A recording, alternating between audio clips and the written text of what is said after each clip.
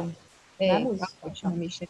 Na aula passada, a Oi. gente conversou sobre terapia hormonal, né? Foi uma aula bem extensa, a gente tentou abranger tudo, assim, o que tinha de mais prático para a terapia hormonal. E aí, essa aula agora a gente vai falar sobre opções da terapia hormonal no climatério. Então, quando eu não vou utilizar a terapia hormonal, o que é que eu posso usar? Eu não estou conseguindo passar agora, peraí. Pronto. Então, quando é que a gente vai indicar os tratamentos alternativos? Logicamente que nós vamos indicar em pacientes que são sintomáticas. Ele tem a mesma indicação de pacientes que teve indicação de terapia hormonal. Então, elas têm sintomas, mas elas têm contraindicação à terapia hormonal. São mulheres sintomáticas que, por algum motivo, não vão aderir à terapia hormonal, não vão aderir porque iniciam o uso e começam a ter mastalgia, e aí entra aquele pânico do câncer de mama, e mesmo que a gente explique, elas continuam com muito medo, ou então tem sangramentos escapes, e aí realmente decidem não usar mais a terapia hormonal, e mesmo depois de todas as explicações, a gente tem que respeitar essas pacientes, a decisão delas. E as pacientes que são sintomáticas que desde o início já recusam a terapia hormonal. Eu não quero usar hormônio, doutor. Então, mesmo depois de toda a segurança que você passa para ela, todos os benefícios, quais são os riscos, a paciente decide nunca utilizar hormônio, né? Então, a gente também tem que ter uma opção para essas pacientes. Então, só para lembrar um pouquinho, que a gente passou muito rápido na aula anterior, quais seriam, então, as contraindicações da terapia hormonal? Doença hepática descompensada, paciente com histórico pessoal de câncer de mama e câncer de endométrio, ou que tenham alguma lesão precursora para o câncer de mama, pacientes com porfiria, sangramentos transvaginais de causa desconhecida, aquelas pacientes que têm histórico pessoal de doenças coronarianas e cerebrovascular, doenças trombóticas ou tromboembólicas venosas, né? E aí vem aquele adendo de levar em consideração a via de administração, porque atualmente a gente vê que as terapias transdérmicas têm um risco muito baixo, né, de aumentar a doença tromboembólica. O lúpus eritematoso sistêmico, também quando associado a um elevado risco tromboembólico, e o meningioma mais quando é associado à progestagena. O estrogênio isolado, ele não é uma contraindicação. E aí outra coisa interessante que eu achei de tirar do consenso brasileiro seriam aquelas situações que muitas pessoas têm dúvidas, mas que claramente não é contraindicação à terapia hormonal. Por exemplo, uma hipertensão arterial que está compensada, não é contraindicação, né? A gente evita o uso nas pacientes descompensadas. Aquele diabetes mellitus controlado também, pacientes com hepatite C não tem contraindicação à terapia hormonal, pacientes com antecedentes pessoais de neoplasia hematológica, após câncer de pele, lembra do câncer ovariano que a gente comentou na aula passada? Até foi uma dúvida, e aí eu respondi que depende do tipo, e de fato depende do tipo, né? A contraindicação é o tipo endometriose, tá? Não é contraindicação o câncer cérvico-uterino escamoso, né? Câncer vaginal, vulvar, coloretal, pulmonar, tireoidiano, hepático, renal e gástrico. Então, todas essas condições não são contraindicações à terapia hormonal. E aí a gente vai falar, né, a aula sobre tratamentos não hormonais. Quando eu não vou utilizar o hormônio, eu posso usar o que para as pacientes sintomáticas? E aí a gente classifica nessas três classes, né? São as terapias farmacológicas, que tem nível de evidência A, as terapias farmacológicas alternativas, os conhecidos fitoterápicos, e as chamadas terapias não farmacológicas e comportamentais. Só lembrar um pouquinho do que são os fogachos, principalmente para os residentes. É uma sensação repentina de calor, de suor, né, associada a um rubor e que tipicamente vai surgir naquela região do colo, pescoço, face e cabeça. Tem duração de alguns minutos, de 1 a 5 minutos, pode ter intensidade e frequências variadas. Lembrar que esses sintomas, quando são moderados, acentuados, eles afetam a qualidade de vida dessas pacientes, chegando a 1/3 delas manifestar transtornos depressivos e distúrbios do sono. Tá? Então, é nossa obrigação, né, tentar ofertar um melhor tratamento para essas pacientes, melhorar a qualidade de vida delas. E aí, outra coisa que eu achei interessante é a gente lembrar que os fogachos, eles devem fazer diagnósticos diferenciais, tá, com outras doenças. Dentre essas doenças, o que é muito frequente no ambulatório é a gente encontrar paciente que tem sintoma vasomotor e que desconhece que tem uma doença tireoidiana. Então, a gente no rastreio vai achar um TSH alterado e a paciente tem sintoma vasomotor provavelmente porque tem esse distúrbio da tireoide. Algumas infecções crônicas, desordens psicossomáticas e estresse podem desencadear os fogachos, leucemia, lembrar de feocromocitoma, algumas síndromes carcinomatoides e outros tipos de neoplasias malignas, tá? Então, a gente sempre deve lembrar dos diagnósticos diferenciais. Em relação à fisiopatologia dos fogachos, é interessante que a gente tente entender, para que a gente tente entender o porquê de ofertar as outras classes de drogas para a terapia dos sintomas vasomotores. Então, a fisiopatologia provavelmente é multifatorial, está mais associada a uma queda no nível estrogênico, mais do que o valor absoluto baixo de estradiol. E ele é ocasionado por um estreitamento da zona termoneutra hipotalâmica. Então, o que é que acontece? Na pré-menopausa, nós temos essa zona termoneutra. Na peri e na pós-menopausa, com o estreitamento da zona, o que é que vai acontecer? Nós vamos facilmente atingir a temperatura, ao limite superior de temperatura, que são as ondas de calor. Vai acontecer uma vasodilatação periférica, essa paciente vai dissipar esse calor e rapidamente ela vai atingir um nível inferior de temperatura, ocasionando os calafrios, tremores, tá? Então, a queda no nível estrogênico contribui para um aumento na concentração de norepinefrina, que vai contribuir para um aumento na quantidade de receptores de serotonina, que colabora com o estreitamento da zona termoneutra. Além disso, a queda no nível estrogênico também vai aumentar a quantidade de receptores alfa-2 centrais, também contribuindo para o aumento de norepinefrina, aumentando a quantidade de receptores de serotonina. Atentem a essa fisiopatologia, porque mais na frente a gente vai falar do tipo de classe de drogas, né, para tratamento dos sintomas vasomotores, que são os inibidores de recaptação de serotonina. Então, dentre as terapias farmacológicas, que é nível de evidência A, nós temos os inibidores seletivos de recaptação de serotonina, como eu comentei. Dentre eles, o que mostra evidência seria a paroxetina, o citalopram e escitalopram. Existem os inibidores de recaptação de serotonina e norepinefrina, dentre eles com comprovada eficácia a venlafaxina e a desvenlafaxina. Nós temos como classe reconhecida a gabapentina e a pregabalina, que são análogos do GABA, e a clonidina, que é um antipertensivo que atua como agonista alfa-adrenérgico. Então, a paroxetina, ela é a droga que melhor mostra a evidência científica na redução dos sintomas vasomotores. Ela é a única droga aprovada pelo FDA desde 2015 para tratamento de sintomas vasomotores na dose de 7,5 miligramas. Então, todas as outras drogas, elas são consideradas off-label.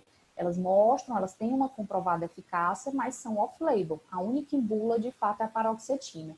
Lembrando que no Brasil, a gente não tem essa dose de 7,5 miligramas. Nossa dose é de 10 miligramas.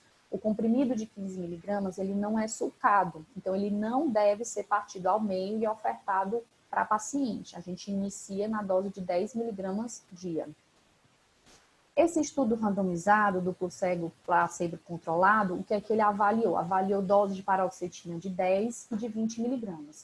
Ele, de fato, mostrou uma eficácia na redução tanto da intensidade quanto na frequência dos fogachos, né? Em 40,6% e 51,7%, comparado a 13,7% e 26,6% do placebo. Mais interessante que isso foi mostrar que a eficácia das drogas, das de 10 e 20 miligramas, foi muito similar. Porém, a predisposição em descontinuar o uso foi bem superior nas pacientes com dose mais alta, de 5% versus 27%. Então, toda vida que a gente for iniciar, por exemplo, uma paroxetina, mas ela tem muito sintoma vasomotor, a gente vai usar aquele mesmo conceito da terapia hormonal, iniciar na menor dose eficaz possível. Então, nada de iniciar na dose de 20 miligramas para ver se ela tem uma resposta mais rápida. Os estudos mostram que se você iniciar numa dose mais alta, a chance da paciente de descontinuar esse tratamento é muito alta devido aos seus efeitos colaterais. Então, sempre iniciar na menor dose eficaz possível, que aqui no Brasil é a dose de 10 miligramas. O citalopram também é uma droga reconhecida. Esse estudo duplo cego, placebo controlado com 254 mulheres, avaliou doses de 10, de 20 e de 30 miligramas na redução das ondas de calor. E ele fez essa avaliação no tempo de 6 semanas. E ele, de fato, mostrou uma redução tanto na intensidade como na frequência das ondas de calor, né? Como vocês podem ver, em relação à intensidade, o placebo mostrou uma redução de 23% e as outras doses 49%, 50% e 55%. repetindo a história de que em doses maiores nós vamos ter eficácia muito parecida, mas provavelmente com mais efeitos colaterais. Apesar de que o citalopram, ele normalmente é bem tolerado e tem poucos efeitos adversos. E aqui é só o gráfico mostrando realmente para vocês, né, que houve a redução tanto na intensidade como na frequência. Aqui é o comportamento do placebo e das outras 3 doses da medicação.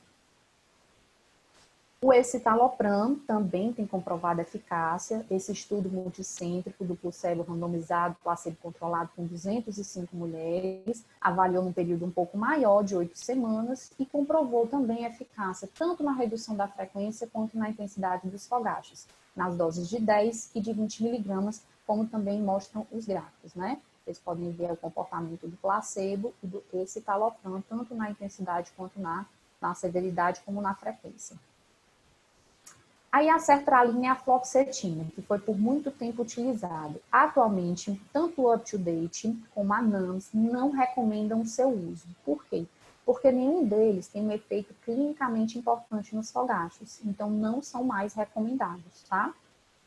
A venlafaxina e a desvenlafaxina também são medicações, elas se comportam como inibidores da recaptação de serotonina e norepinefrina, e tem comprovada eficácia na redução dos sintomas vasomotores. Esse estudo com 229 mulheres mostrou uma redução dos fogachos de 60% nas doses de 75 e 150 miligramas e uma redução menor quando usado nessa dose de 37,5 miligramas dia comparado aos 27% do placebo.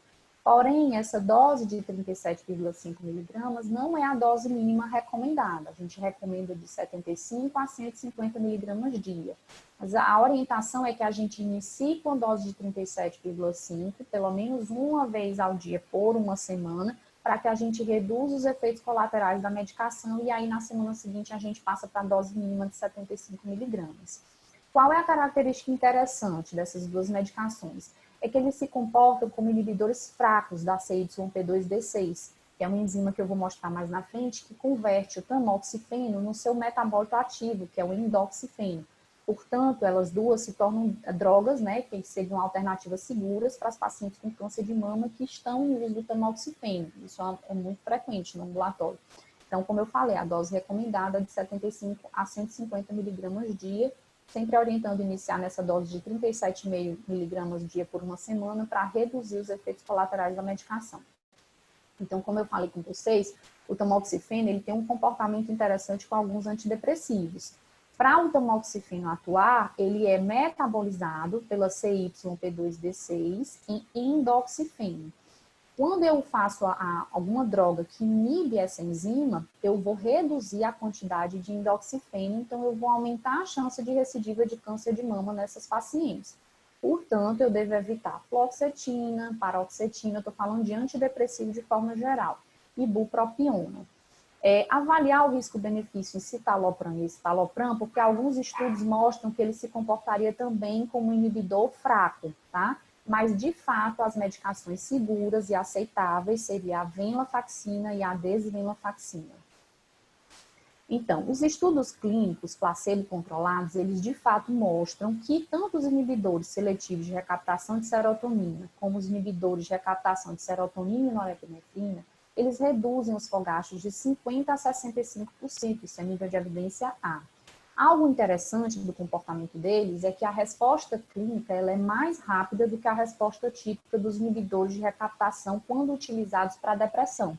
Então, normalmente, os transtornos depressivos, a gente costuma avaliar a resposta em torno de 6 a 8 semanas. Já para sintomas vasomotores, a resposta dele costuma ser em 2 semanas. E algo interessante, né, é que, como eu já falei, em baixas doses, os inibidores seletivos de recaptação de serotonina, eles vão ligar primeiramente aos transportadores de serotonina. Só que quando eu aumento essas doses, quando eu ponho doses mais altas, eles vão perder essa seletividade e eles vão ligar-se aos transportadores de norepinefrina. Levando ao que eu já falei, que você deve sempre tentar a dose mais baixa, né? E depois ajustar a dose conforme necessário para você evitar ou minimizar os eventos adversos, tá? Outra coisa interessante é que se um inibidor seletivo de recaptação de serotonina ou serotonina norepinefrina for tentado, mas ele não funcionar, você deve tentar uma segunda medicação da mesma classe antes que seja mudada essa classe de medicação, tá? tá certo? Então, eu não vou fazer paroxetina, gabapentina, clonidina, venlafaxina. Eu vou esgotar aquela mesma classe para que eu mude de classe. Isso são as orientações, né? A terapia ela deve ser cuidadosamente reavaliada de 6 a 12 meses, porque os dados sobre o uso a longo prazo eles são limitados. Em relação à gabapentina, ela é um anticonvulsivante, ela tem um mecanismo de ação desconhecido para as ondas dos sintomas vasomotores, provavelmente atuando em canais de cálcio. Uma revisão da literatura mostrou uma redução na frequência de gastos de 45% a 71% em 4 ensaios clínicos. A dose orientada, a dose mínima, seria de 900 a 2.400 miligramas dia, sempre orientada em 3 tomadas. Mas é uma medicação que costuma ter altas taxas de desistência, porque tem muitos efeitos colaterais, como tontura, fadiga, sonolência. Algo interessante sobre a gabapentina é que as ondas de calor noturnas, elas parecem ocorrer principalmente nas primeiras 4 horas de sono, enquanto que o sono rápido dos olhos, o sono REM, nas 4 horas subsequentes, acaba suprimindo as ondas de calor. Então, estudos mostraram que mulheres que tinham ondas de calor, né, nessas primeiras horas do sono, quando faziam uma dose única de gabapentina antes de dormir, normalmente apresentava alívio dos sintomas vasomotores e acabavam não despertando mais nesse momento do sono. A pregabalina também é um anticonvulsivante, também é um análogo do GABA, tem um mecanismo também provavelmente semelhante ao da gabapentina, é orientada a dose de 75 a 300 miligramas dia, já em 2 tomadas, né? Ela também mostrou eficácia. Esse estudo duplo cego randomizado controlado com placebo avaliou dose de pregabalina de 75 e 150 miligramas, numa duração de 6 semanas, e como vocês podem ver, houve realmente aqui o comportamento do placebo e das 2 doses de pregabalina, né? Então, como vocês podem ver, houve redução tanto na frequência como na intensidade na frequência dos sintomas vasomotores. A clonidina é uma medicação pouco usada, né, mas tem comprovada eficácia, ela tem uma ação central, é um agonista alfa-adrenérgico, muito utilizado como antihipertensivo. Ela tem uma eficácia inferior aos inibidores seletivos de recaptação de serotonina e recaptação de serotonina, norepinefrina e gabapentina, que atuam muito parecido em termos de redução dos sintomas vasomotores, e ela costuma apresentar mais efeitos colaterais. Essas doses recomendadas são doses não usuais, a gente não costuma usar, 0,25 miligramas 2 vezes ao dia por 2 semanas, chegando a aumentar para o máximo de 0,5 miligrama 3 vezes ao dia. Normalmente a gente usa a dose do comprimido de 0,1 miligramas. Tem efeitos colaterais, como distúrbios do sono, quando usado em doses mais elevadas, e lembrar que, quando eu faço a clonidina, se eu fizer uma suspensão abrupta, eu posso ter uma hipertensão rebote. Então, assim, de forma resumida, esse quadrinho é da NAMS, da Sociedade Norte-Americana de Menopausa, foi o último posicionamento deles, é 2015, depois disso não houve mais. Ele realmente, como eu falei, única aprovada pelo FDA desde 2015 é a paroxetina. Ela pode ser usada na dose de 7,5 ao máximo de 25 miligramas dia, tá? E atentem que ela costuma causar sonolência, então a essas pacientes elas devem usar à noite, né, diferente da fluoxetina, e lembrar que deve ser evitado em usuários de tamoxifeno. O citalopram e o escitalopram são orientados nas doses de 10 e de 20 miligramas, e lembrar da venla e a desvenlafaxina, que são inibidores de recaptação de serotonina e norepinefrina, e tem, né, uma característica interessante, porque elas podem ser usadas nas pacientes usuárias de tamoxifeno. Algo interessante também no comportamento, principalmente da desvenlafaxina, é que ela tem um baixo impacto na redução da libido e alteração de peso, que é uma queixa extremamente frequente no ambulatório de climatério. E aí vem a gabapentina e a pregabalina que a gente comentou. Então, a gente saiu das terapias farmacológicas, tem nível de evidência A, e nós vamos para as terapias farmacológicas alternativas, também conhecidas como fitoterápicos. Existem vários fitoterápicos, mas a gente vai comentar sobre os 3 principais, que são os derivados da soja, o Trifolium pratense, ou Red Clover, e a Simicifuga racemosa, ou Black Cohosh, aqui respectivamente a fotinha de cada um deles, tá? O que são fitoestrógenos? Fitoestrógenos são substâncias não esteroides derivadas de plantas. Elas têm uma semelhança estrutural com o 17-beta-estradiol e eles podem atuar tanto como agonistas como antagonistas dos receptores estrogênicos.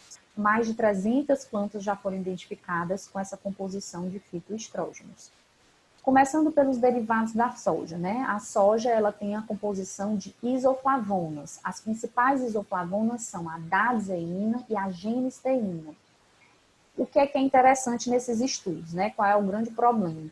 É que esses estudos de derivados da soja, normalmente eles têm tamanho de amostra limitado, eles têm um curto período de acompanhamento, ele tem elevadas taxas de desistência, são testadas doses muito diferentes e os resultados costumam ser controversos. E outra coisa interessante é que a eficácia dessas medicações com derivados da soja depende muito da conversão da isoflavona dazeína em equol, que a gente vai comentar um pouco na frente. Então, na verdade, o metabólito ativo da dazeína é o equol. E nem todas as pacientes conseguem fazer a conversão de dazeína no seu metabólito ativo, que é o equol. Então, portanto, não existe consenso em se recomendar o uso de derivados da soja. O Colégio Americano de Ginecologia e Obstetrícia não recomenda o seu uso, mas a NAMS, a Sociedade Norte-Americana de Menopausa, recomenda o seu uso com cuidado. Só lembrar, pessoal, que não está claro ainda quanto de estrogênio é gerado a partir da ingestão de soja. Portanto, mulheres com histórico familiar, pessoal forte de câncer dependente de hormônio, tromboembolismo ou doença cardiovascular, não devem considerar tratamentos à base da soja. Teoricamente, teve uma atuação em receptor estrogênico. Então, o que é o equol? Como eu falei, o equol é o metabólito ativo da dazeína, né? Que é uma isoflavona. Ele é produzido exclusivamente pela ação da microbiota intestinal. E uma coisa interessante é que apenas 30 a 50% das mulheres ocidentais têm essa capacidade de conversão. Isso está associado a fatores genéticos, a microbiota intestinal e vários outros fatores, como idade, dieta e tempo de trânsito intestinal. Então, por que os trabalhos normalmente mostram uma resposta melhor dos fitoterápicos nas pacientes orientais, que normalmente é de onde vêm os estudos? Porque as pacientes orientais, elas têm uma conversão bem maior de dazeína em equol, comparado às mulheres ocidentais. Além disso, o tipo de alimentação que eles têm também é mais rico nas isoflavonas, né? Então, a resposta das pacientes orientais costumam ser bem melhores do que quando estudado nas pacientes ocidentais. O equol, ele tem uma maior afinidade por receptores estrogênicos, ele tem uma propriedade antiandrogênica e tem uma potente atividade antioxidante. Atualmente, os estudos são focados para tentar fazer com que pacientes que não convertem equol consigam converter, através de modulação de microbiota intestinal, utilização de suplementos de equol e várias outras terapias alternativas para que a gente consiga melhorar a resposta das pacientes nas isoflavonas. E aqui eu coloquei para as residentes que sempre me perguntam, são as apresentações, né, dos derivados da soja, que é o Glicine Max. Nós temos a buona, que é da Momenta. Atentem que eles colocam 1 miligrama aqui de Glicine Max, mas o que vocês têm que prestar atenção é a quantidade de extrato seco de isoflavona. Então, ela tem 150 miligramas de Glicine Max, mas que só equivale a 60 miligramas de isoflavonas totais. Então, eu tenho que realmente me atentar a essa miligrama aqui, e não aos 150 miligramas, tá? O isofito, que é da Hebron, também é Glicine Max, e mesma coisa, equivalente a 60 miligramas das isoflavonas totais. Soifene, que também é composição de Glicine Max, e também tem a mesma quantidade de isoflavona, 60 miligramas. A isoflavine, que é da Herbarium, que também tem 60 miligramas de isoflavona. Então, essas apresentações são todas iguais, muito parecidas, tá? A gente vai falar de outro tipo de fitoterápico, que é o Trifolium pratense, o Red Clover, né? Ele é um pouquinho diferente porque, além de conter isoflavonas, ele também contém glicosídeos cianogênicos e alguns derivados cumarínicos. Então, alguns trabalhos mostram, inclusive, algumas alterações em distúrbios de coagulação. As isoflavonas que são contidas no Trifolium pratense, além de dazeína e genisteína, que é o composto nas derivadas da soja, ele também faz parte a formononetina e a bioxanina A. Então, assim, alguns estudos mostram uma eficácia melhor do Trifolium pratense em relação aos derivados da soja. Da mesma forma, não existe consenso em se recomendar o seu uso. O Colégio Americano de Ginecologia e Obstetrícia não o recomenda. e a Sociedade Norte-Americana de Menopausa recomenda o seu uso, mais com cuidado. Essa revisão sistemática, essa meta-análise de 2016, ela mostrou a eficácia do Red Clover para alívio dos fogachos e sintomas climatéricos. Ela avaliou a dose de 80 miligramas dia. E a conclusão foi que houve tanto redução significativa dos fogachos, como inclusive melhora da atrofia vaginal, né? Foi feita análise de lâminas e viram que houve revitalização dessa vagina, tá? Com o uso do Red Clover. Essa outra revisão sistemática de 15 ensaios clínicos e meta-análise de 9 ensaios clínicos randomizados avaliou isoflavonas nas doses diárias acima de 80 miligramas e, de fato, também mostrou uma eficácia na redução dos fogachos e, inclusive, uma redução na perda de massa óssea. O que a gente tem no mercado é o Promencil, que é o Trifolium pratense. Lembrar que de isoflavonas totais ele corresponde a 40 miligramas, tá?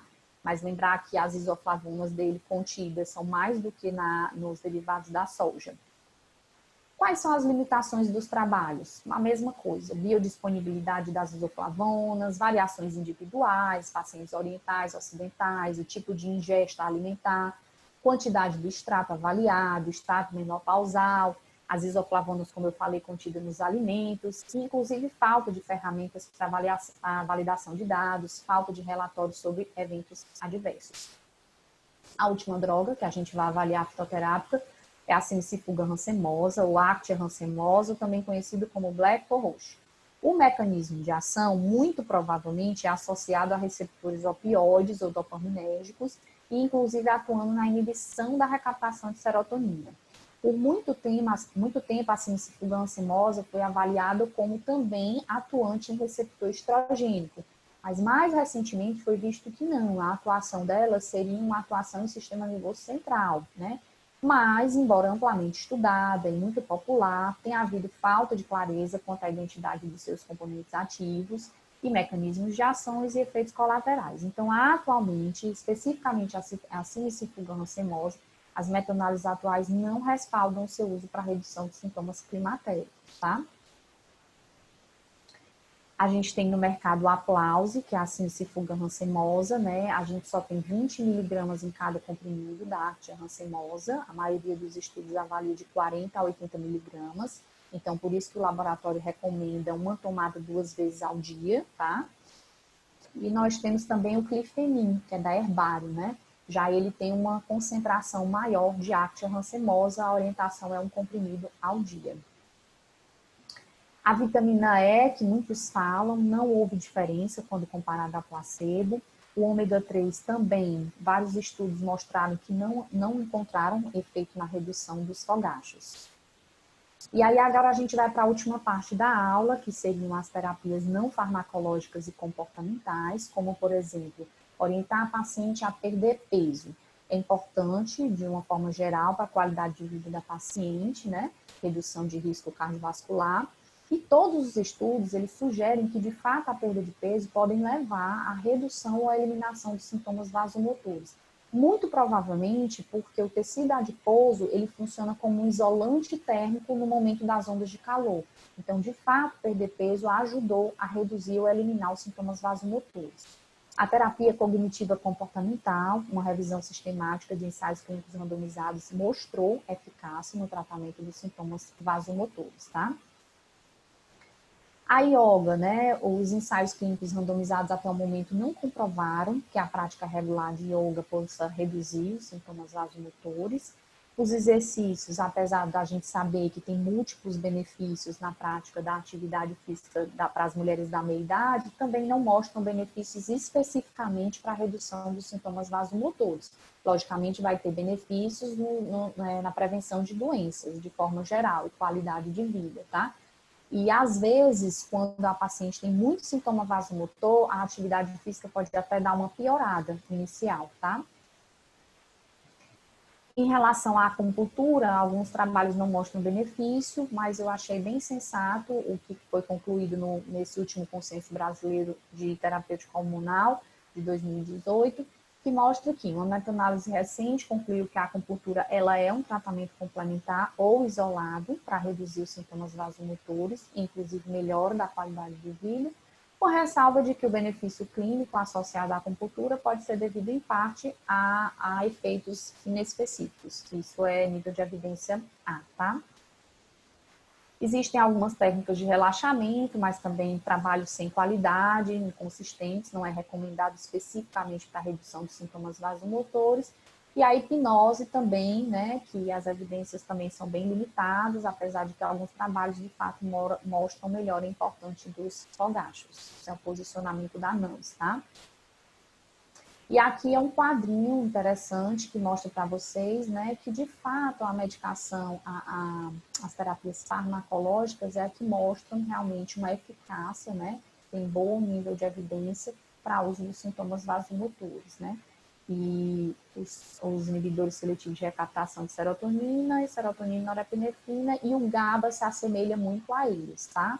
Aqui está em asterisco fluoxetina e sertralina, porque não são mais recomendados, tá?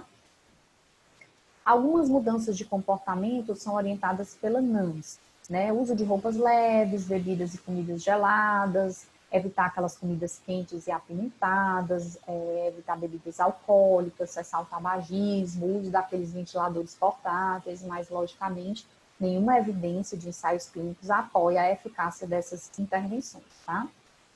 E lembrar, pessoal, que as mulheres, elas devem ser aconselhadas que as terapias alternativas, elas têm evidências limitadas de eficácia e segurança e elas não são reguladas pelas agências de medicamentos, isso é nível D de evidência.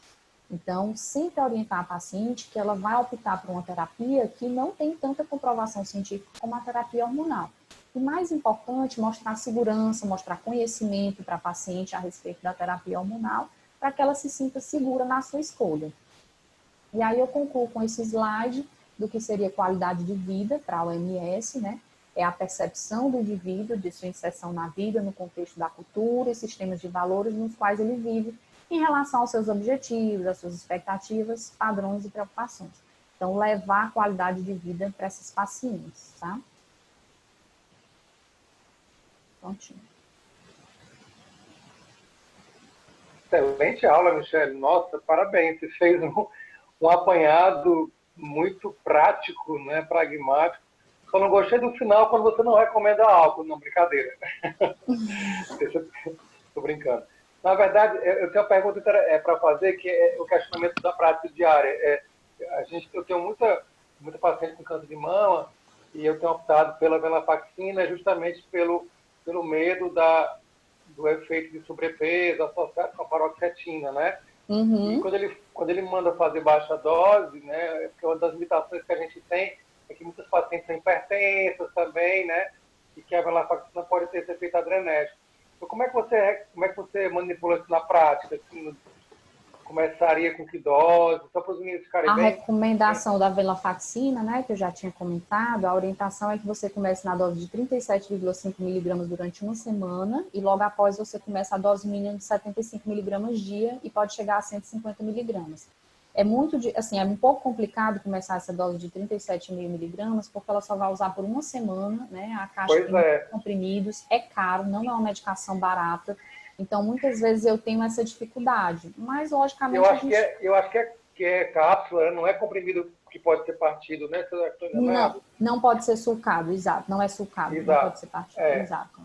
A gente tem essa dificuldade, né, em relação ao poder aquisitivo das pacientes. Realmente tem essa dificuldade. A gente dá a orientação e vê o que é que elas podem fazer. Se não, começar na dose de 75 miligramas mesmo. Só mais uma pergunta. Pois não. Diante de todos esses caras, parabéns pela aula, foi sensacional, viu? Obrigada, Nossa, doutor Leonardo. você tem uma didática que é ótimo, porque são coisas que a gente não estuda tanto, né? E é muito bom ver alguém que se esforçou para fazer uma revisão assim tão intensa. O que é que você ficou para o seu dia a dia, na vida real, em relação aos derivados da soja, a isoflavonos Os e derivados fitoestrógenos, né? O que No você último, traz para a sua prática diária, na verdade? sim. No último congresso, no brasileiro, que houve, né? Porque, na verdade, a gente ia ter o brasileiro de climatéria agora esse ano e foi cancelado pela pandemia. O último foi em 2018. No último congresso, realmente, Luciano Pompei e o César Eduardo Fernandes falaram muito bem das medicações fitoterápicas, né? Existem vários estudos brasileiros que mostram eficácia excelente, por exemplo, do Promencil. Então, assim, na prática, o que eu vejo é que o Promencil realmente é o que tem melhor resposta, tá? Mas só lembrar que, muitas vezes, as pacientes iniciam o fitoterápico como se fosse, eu vou fazer essa tentativa para não iniciar a terapia hormonal, né? Lembrar disso, eu vejo isso muito no ambulatório. Então, lembrar que se a paciente tem indicação de terapia hormonal e a paciente não escolhe, não tem nenhuma preferência ou não tem uma contraindicação, é terapia hormonal, não é fitoterápico, entendeu? Porque você chega no ambulatório, por que você está usando o Promencil? Ah, porque a doutora achou melhor começar uma coisa natural para depois ver se eu respondo. Não, se a paciente tem indicação de TH, ela tem indicação de TH. Ela vai usar fitoterápico naquelas 3 outras condições que a gente comentou. O paciente usou TH, não quis, não quer mais continuar, ou desde o começo ela recusa, ou tem uma contraindicação formal, né? Mas na prática, o que eu vejo é que as pacientes têm uma boa resposta. A gente tem um grupo muito restrito para usar fitoterápico, porque veja bem que para eu usar um derivado da soja, eu não posso usar em paciente que teria a mesma contraindicação de TH, que seria a atuação em receptor estrogênico, né? Então, assim, eu fico com um grupo muito restrito para tentar essas medicações. Mas na prática, eu vejo muito boa resposta do Promencil. Inclusive, vários trabalhos excelentes a respeito dele. Eu até me contive um pouco, porque eu fiquei com medo de sugestionar o uso, né? Colocando uns trabalhos lindos que tem. Mas eu tive que ser bem neutra, mas na prática eu vejo muito boa resposta no Promencil. Mas pelo menos 2 comprimidos ao dia, não é, Michelle? O Promencil é um ao dia. Promencil é um ao dia. Um tem 40 miligramas só de... Será que eu estou enganado? Ele tem, mas na verdade, lembrar que as isoflavonas contidas no Promencil não são as mesmas dos derivados da soja. Ele tem mais isoflavonas. Então, a atuação dele não é só com aqueles 40 miligramas de isoflavonas. Lembra que eu falei, né? Dazeína, genisteína, formononetina. Então, a atuação dele costuma ser melhor mesmo. Michelle, Eugênio. Oi. Oi, parabéns, viu, amiga? Obrigada. Ótima aula, excelente, fantástica, né? Como sempre. Olha, Deixa eu te perguntar uma coisa. Oi. Sou eu aqui. Deixa eu perguntar uma coisa. Quando eu começo a paroxetina para os pacientes, eu sempre fico na dúvida de quando parar, entendeu? Certo, então, assim, certo. qual mais ou menos o tempo que a gente vai fazer? Como é que vai ser essa parada dessa paroxetina? Eu sei que é uma dose bem abaixo da que se usa para depressão, né? Que geralmente se usa para depressão mais 20 miligramas. Mesmo assim, é uma dose que a gente não pode parar de uma hora para outra. Quanto tempo mais ou menos de uso e como vai ser essa parada? Não tem essa recomendação, a dose é de 7,5 a 25 miligramas, lembrando que 7,5 a gente não tem no Brasil e não pode sucar o comprimido de 15. A recomendação é que se reavalie a paciente a cada 6 a 12 meses, justamente porque não existem estudos comprovando a segurança dessas medicações, especificamente para o uso dos sintomas vasomotores. Então, é aquela mesma história da terapia hormonal, até a próxima consulta. Próxima consulta, você avalia como a paciente está, qual é o desejo da paciente de suspender ou não a medicação. Na imensa maioria das vezes, a paciente relata melhora de outros transtornos, inclusive até psiquiátricos, né? Ah, eu tinha muita ansiedade, eu tinha muito isso, eu não quero parar. Não só pelos sintomas vasomotores, entendeu? Mas não tem uma recomendação, deve-se usar por 6 meses, um ano, não. O que orienta é que 6 meses a um ano reavalie, porque os estudos normalmente em acompanhamento é até um ano. Mas não tem essa recomendação de data, não. Pois obrigada, viu? Muito bem orientada. A paroxetina ela é uma excelente droga para ansiedade, né? De todas essas drogas é que tem um perfil melhor. O problema é que quando você suspende, tem muito efeito colateral. Aí a suspensão deve ser escalonada, sim. Quando vai suspender, bem escalonada. Fazer um desmame, E o que não é interessante dela é a redução da libido, né? E a queixa de aumento de peso. Que não é interessante porque é uma queixa muito comum nas pacientes do ambulatório. Muito comum. Aumento de peso é muito frequente mesmo com a paroxetina. Tá em bula, eles falam disso como uma limitação importante para a mulher, então, hein? É verdade. Doutora Michelle, boa noite. Boa noite. Emily, eu estou com as dúvidas dos residentes aqui no grupo. Diga lá, amor, pode falar. A primeira é se existiria alguma situação que você pensasse em associar a terapia de reposição com um inibidor de recaptação de serotonina. Vou Alguma responder situação essa. específica. Deixa eu ir para essa para tudo depois passar a próxima. Na prática, eu tenho alguns pacientes que eu associo sim. Na verdade, a terapia hormonal, ela não tem um limite de estrogênio para se usar. Então, por exemplo, normalmente o que é que eu faço? Eu inicio, o paciente não tem uma contraindicação, e enfim, pelo poder aquisitivo eu inicio uma terapia oral, e aí ela não tem uma boa resposta, a gente aguarda o tempo necessário, ela não tem boa resposta, eu não aumento dose oral, eu não aumento dose de estrogênio oral. Eu passo para o transdérmico, por todas aquelas orientações que eu dei na outra aula. A absorção é melhor, cai na corrente sanguínea direto na forma de estradiol e tudo aquilo. Então, eu troco para transdérmico e normalmente eu costumo chegar a uma dose máxima de 2 a 3 pumps dia do estrogênio, tá? Eu até, inclusive, foi uma das perguntas que eu fiz lá no Congresso Brasileiro. Qual é o limite? Não tem limite, né? Inclusive, em fertilização, você usa muito mais que essa dose. Mas, logicamente, quanto mais dose você der de estrogênio, mais risco você tem de tromboembolismo e exposição à mama. Então, o que é que a gente faz? Eu chego a ter 3 pumps dia e associo normalmente a um antidepressivo.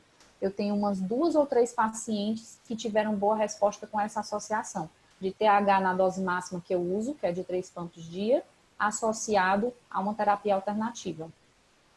Joia. E aí, a segunda pergunta seria, com quanto tempo de uso da terapia farmacológica eu posso considerar que houve uma falha terapêutica? Aí, como eu falei, né, a resposta ela costuma ser mais precoce do que quando é usado para tratamento antidepressivo.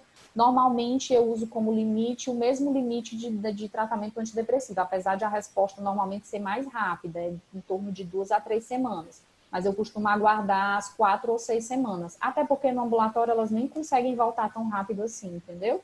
E aí, nesse retorno, a gente já consegue avaliar. Aí a gente, logicamente, vai ver se ela está usando direitinho, porque muitas vezes ela tem dificuldade de conseguir a medicação, e se ela estiver usando direitinho, 4 a 6 semanas, aumenta a dose. Certo. Aí é bem interessante o que a Michelle trouxe, né? Eu acho que a maioria de nós não tem hábito de trocar as medicações, né? De ficar de acompanhamento a longo prazo com essas medicações, com os inibidores de captação. E aí a ideia de você ir para a segunda, né? Sem mudar a classe. Trocar, porque a nossa tendência já, não deu certo, vai dar com vai para nenhum. exatamente. Vai para paroxetina, aí vai para gabapentina, aí pula para... E aí vão um misto de classes, né? Esgotar a classe para trocar. Isso é bem importante, pessoal, porque as terapias alternativas a gente vai usar mais em pacientes com câncer. Isso, exatamente. Principalmente câncer hormônio dependente, que a gente fugiria mais da isoflavona. Em relação à sinicifuga, tem um grande estudo brasileiro, né, que eles estão estudando a avaliação da sinicifuga, porque teoricamente ela teve uma atuação em sistema nervoso central e não mais em receptor estrogênico, né, com pacientes com câncer de mama, né, mas ainda em estudos, né. Mas assim, no último congresso ele mostrou uns resultados bem promissores, né. Só que não é liberada porque é aquela história, doses diferentes, ainda não tem ao certo a atuação dela, então eles não liberam, né? Uhum. Outra aqui seria com relação... desculpa. Não, você pode ir. Depois só lembrar que tem 2 no chat também. Pode ir, desculpa. O chat alguém lê para mim, que eu tô aqui amarrada ainda na tela do computador. Leio sim. Naquelas pacientes que já faziam uso prévio de fluoxetina ou sertralina, que seriam dois dos inibidores que não seriam recomendados. Certo. Tentaria-se a troca para um inibidor recomendado? Assim, se elas fizessem... Depende da resposta dela. Logicamente, se eu pegar uma paciente que eu lembrar que os sintomas... Se elas fizessem o uso prévio, né, assim, a questão dos fogachos, da síndrome, e estivessem estáveis com relação a isso, tentaria-se uma troca de inibidor ou uma associação com um fitoterápico? Pronto. Se eu recebo uma paciente que vem uso de fluoxetina por sintoma vasomotor e ela tem uma boa resposta, eu não mexeria, né? Porque a gente sabe que os sintomas vasomotores têm outras causas. Lembra que eu falei? Estresse, síndromes conversivas e tal. Então, assim, se ela estiver estável, não mexeria. Mas se ela começou a fluoxetina ou algum outro transtorno de ansiedade, alguma outra coisa, e continua com sintomas vasomotores, provavelmente eu vou mudar. Eu vou tirar a fluoxetina e vou fazer a paroxetina. Certo. Não faz sentido ela fazer fluoxetina e paroxetina, já que os dois tratam ansiedade, mas a paroxetina tem melhor resposta para sintoma vasomotor, né? Eu fiquei assim, só na questão, apesar de ser a mesma classe, de como ela estava estável, de repente, de outra... Se ela estiver estável, eu não mexo, né? Então, eu partiria para uma para uma terapia... Você continua com fluoxetina, porque, na verdade, a fluoxetina e a sertralina, elas mostram resposta, mas a resposta não é tão eficaz como os outros, entendeu? Por isso que elas não são mais recomendadas. Mas, logicamente, é o que é disposto no posto, é o que é dispensado pelas farmácias populares. Então, se um paciente chega para você em uso de fluoxetina e diz que teve boa resposta ao sintoma vasomotor, pode ter sido até que não tenha sido a resposta da fluoxetina, e sim porque era um período que ela ia ficar com alívio dos sintomas. Mas se você pegou a paciente estável, não tem por que mudar, né? Você vai manter a medicação e acompanhar. A questão da estabilidade que eu tinha me referido era mais em relação a outros sintomas que não os vasomotores. Porque essas duas drogas, elas são extremamente comuns, gente. Emily, me explica só. Faixa etária, né? Deixa eu só te entender, Emily. Tu tá falando assim, a paciente veio com fluoxetina por um transtorno de ansiedade, é isso? E ela estava estável com relação a isso. Pronto. E aí está referindo os fogachos. Seria mais válido eu associar um fitoterápico ou trocar? Não, fitoterápico é a última linha. Sempre a primeira linha, nível de evidência A, é o farmacológico. Então, você vai trocar, você vai tirar a fluoxetina e fazer a paroxetina, que trataria os sintomas ansiosos e trataria os sintomas vasomotores. Ok, sem medo de desestabilizar, né? Aí é um risco, né, que a gente vai ter, mas que a gente não vai poder fazer fluoxetina e paroxetina. A gente vai conversar com o paciente. O que você não pode fazer é deixar a paciente sem nada. É muito comum receber a paciente que usa fluoxetina ou usa sertralina porque ela tem ansiedade, quadro de depressão já anterior à menopausa, né? E aí muitas dessas melhoras, na verdade, são melhoras de outros sintomas que eram confundidores também, né? Com sintomas climatéricos. E você não vai mexendo no que está dando certo. Isso, exatamente. Mas uma coisa interessante que a Michele falou, veja o cuidado de não dar para o fitoterápico esse poder todo que ele verdadeiramente não tem, né? Assim, Ela não é a primeira classe de drogas. Nível de evidência A são as terapias farmacológicas que a gente comentou, né? As perguntas do chat. É possível fazer a reposição hormonal com uma orientação nutricional à base de soja, alimentos à base de soja? De novo, né? Quando tem indicação de terapia hormonal, tem indicação de terapia hormonal. Não tem indicação de fitoterápico. Então, não tem que ter medo de prescrever hormônio. Se ela não tem contraindicação e tem indicação, é terapia hormonal, não é fitoterápico, não é terapia farmacológica alternativa, é terapia hormonal. Gente, essa mensagem da Michele é essencial, acho que é a principal. A mais importante. O pessoal tem muito medo de prescrever terapia hormonal, mas, na verdade, o medo é pelo desconhecer a terapia hormonal.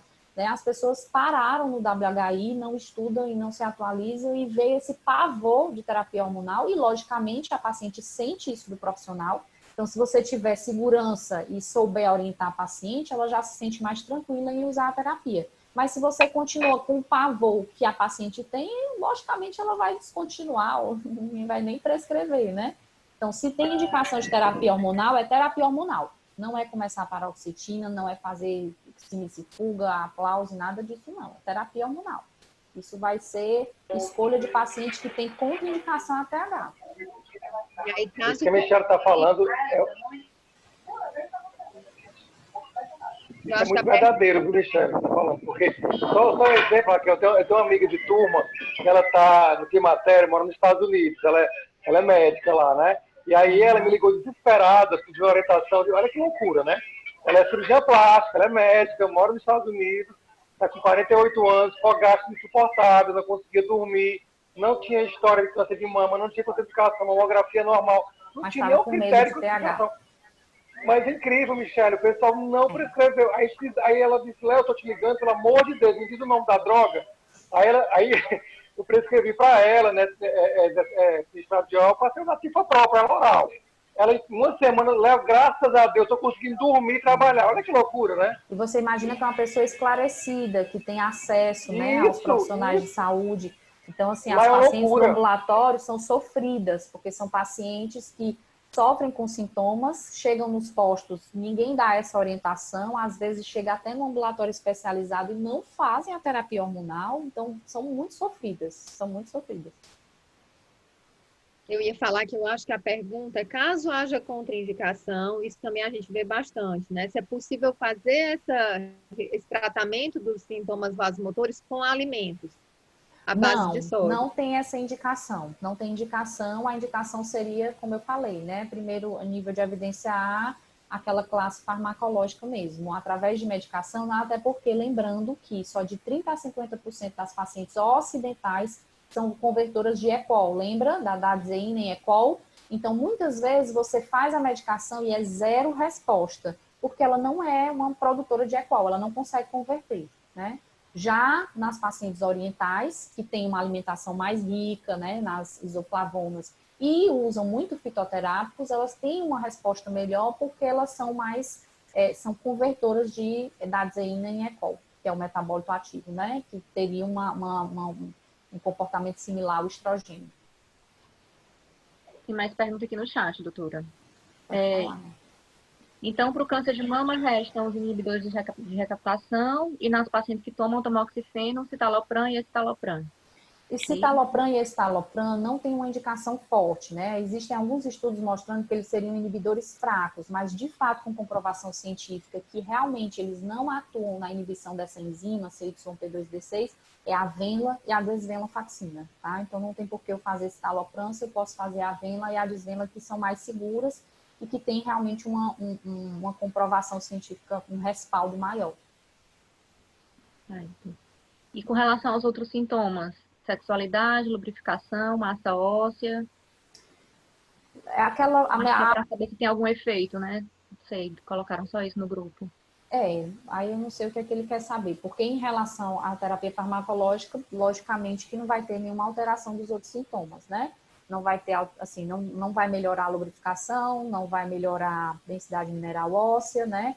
Existem alguns estudos que mostram que alguns fitoestrógenos, né, como eu falei, principalmente o Trifolium pratense, ele realmente mostra uma resposta, inclusive na epitélio vaginal, melhora de densidade, mas assim, são estudos, né, e não teriam essa indicação de uso. E a última do chat é se os fitoterápicos... Só para falar um pouquinho da sexualidade, né, no climatério. Isso. E qualquer terapia hormonal é linha 3 de tratamento. Isso. Então, você vai primeiro para medidas educativas, comportamentais, considera fisioterapia, considera tratamento tópico, mas última linha é você considerar o andrógeno, né? Eu costumo dizer muito para as residências no ambulatório que a gente consegue triar, assim, quase que, sei lá, 70% a 80% dessa queixa de diminuição da libido com algumas perguntas simples. Uma das perguntas é como é o seu relacionamento com o seu parceiro. Na imensa maioria das vezes, você vai ter uma relação conflituosa, uma relação de agressão, de repressão, e aí você já consegue destrinchar que isso não tem nenhuma relação com a menopausa, com o climatério. É relação interpessoal mesmo, e aí eu acabo encaminhando para a Débora, entendeu? Então, na maioria das vezes, tem alguma coisa assim, o parceiro abusa de álcool, a violência doméstica, né? E por aí vai. Eu acho que você fazendo a pergunta, Emílio, o que fazer alternativamente nas pacientes sintomáticas para melhorar a sexualidade, lubrificação, a massa óssea, quando não puder usar a TRH?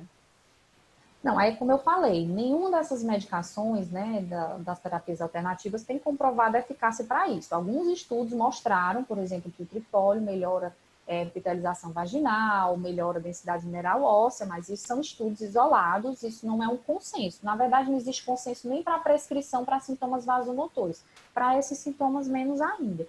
Lubrificação, aí vai aquela história, né? Tem que investigar se é um desejo sexual hipoativo, que é uma das causas de diminuição da lubrificação, tem que ver se não tem um hipoestrogenismo, porque lembrar que a gente pode fazer a terapia local, né? E lembrar da relação da paciente com o esposo também, a questão da sexualidade mesmo, né? Isso, considerar os hidratantes vaginais. Os hidratantes vaginais, que foi o que a gente comentou na outra aula, que é o que a gente tem para uso de pacientes com câncer de mama, né? E lembrar também que as pacientes com risco cardiovascular e tromboembólico não são proibidas de usar terapia local, tá? Isso é para paciente com câncer de mama. Elas, na verdade, ainda existe algumas pacientes com câncer de mama que usam o hidratante vaginal, que não tem boa resposta, e em alguns casos a gente ainda vai conseguir usar o estrogênio local.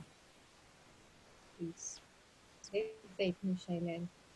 Tem mais uma importante dizer isso também, né? Fica como segunda linha, mas não há uma complicação absoluta. Isso. De verdade. Com relação aos fitoterápicos, se eles causam algum tipo de sangramento. sangramento uterino anormal. Na verdade, a simicifuga e o trifolium pratense, eles têm alguns efeitos colaterais citados em alguns artigos. O trifolium, ele é relatado como distúrbios de coagulação. Não foi relatado sangramentos vaginais, mas podem causar distúrbios de coagulação porque ele tem uns compostos fumarínicos. E o trifolium e a simicifuga racemosa, algumas hepatopatias, evoluindo com hepatopatias graves, né? Foi os efeitos colaterais mais importantes que eu vi nos artigos. Mas especificamente sangramento uterino anormal, não. Apesar de que, se a gente sabe que ele pode ter uma atuação em receptor estrogênico, lembrar que, teoricamente, ele poderia atuar no endométrio, né? Também. Então, assim, nenhum trabalho específico a respeito disso eu não li, não. Pronto, doutora. Perguntas do chat encerraram. A verdade é que a gente tem muito pouca segurança sobre a biodisponibilidade, a quantidade realmente de estradiol circulante, o efeito, né, celular. Isso é que é a grande dificuldade, né? Por isso que eles não são consenso, né? Isso, exatamente. E lembrado que o Adner falou que mesmo para hormonioterapia tem-se muita dúvida ainda dos pontos de corte, né? Mesmo sem usar num ecotometrial. Então, imagina para o fito. Exatamente. Há uma lacuna mesmo. Eu, particularmente, me sinto muito mais inseguro em fazer fitoestrogênio por conta de todas essas imprecisões farmacológicas do que fazer um estradiol, que você sabe qual é a dose. Sim. Eu gosto do cão com cara de cão, mas o cão com cara de coelhinho não gosto não. Pois é, eficácia comprovada, né? Exatamente. Vê se tem algo mais. Quem quiser liberar o microfone. Parabenizar, essa aula foi fantástica. Eu estou aqui bem caladinha, aprendendo muito. Obrigada, Teozenilda. Tem um paciente que melhorou muito com o aplauso, né? Tem um A simicifuga. Com a simicifuga, com a ginkgo biloba eu nunca gostei nada. A ginkgo biloba não, desculpe, o isoflavona. Eu nunca tive nenhuma resposta com ela. Nenhuma paciente minha realmente melhorou. Tentou o trifolium pratense? Mas eu já tive já tive muitas melhoras, né? Eu usava o Pronuncio e realmente tive melhoras. O que eles falam muito nos trabalhos é que, infelizmente, tem muito do efeito placebo nessas medicações também, sabe? E aí até isso é difícil de avaliar, né? Os dados, porque a importância do efeito placebo nos fitoterápicos, né? É verdade, isso é importantíssimo. E a paciente acha que está tomando alguma coisa que vai melhorar, né? Então, que não é hormonal, então não faz mal, é natural, e isso aqui a vizinha tomou chá da amora e melhorou, então eu vou melhorar, e aí vai, né? Tem esse efeito placebo também. E outra coisa que a Raquel falou, que eu também fiquei caladinha aqui, mas é aquela coisa da sexualidade, que quando você pergunta à paciente, e como é que era antes da menopausa? Não era não, então, por que vai parar depois, né? E aí vem a história do relacionamento com o parceiro, relações abusivas, e aí vai. Com algumas perguntas você consegue triar um pouquinho essa queixa da sexualidade delas. Exatamente. Eu acho que com a boa hidratação você consegue melhorar muita coisa, né? Que é só a dispareunia, porque ela se sente ressecada e sente dor na penetração. Então, isso realmente melhora com a boa hidratação. Mas, parabéns, fantástico. E um bom marido também, professora. Um bom marido é importante.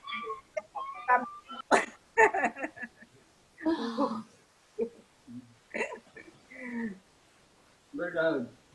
O meu está agradecendo aqui.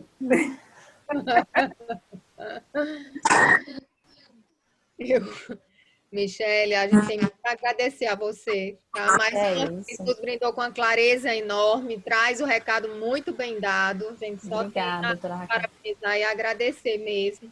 Eu estou com muita saudade da Maitê. Pois papel, mas eu tenho que lembrar da próxima, que é o que ela sempre faz. Próxima semana a gente vai tentar manter agora as quintas-feiras, vai tentar fazer esse dia mais fixo, fica mais longe da obstetrícia, talvez a gente consiga um segmento maior. E a doutora Manuela Portela vai falar sobre nomenclatura e técnica colposcópica na próxima quinta-feira, mesmo horário.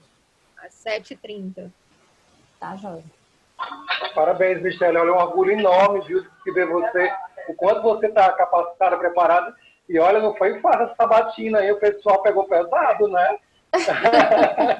Olha, muito orgulhoso de você mesmo. Obrigada, doutor Leonardo. Parabéns. Tá, joia. Obrigada, beijo. Obrigada, Michele. Obrigada, doutora Raquel, doutora Tchau, Zenilda. pessoal. Obrigada, doutora. Boa noite. Tchau.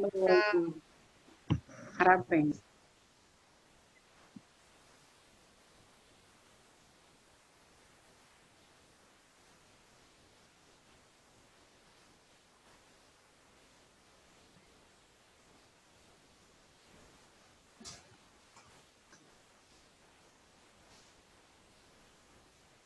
Eu quero ver aqui o chat, como eu vi.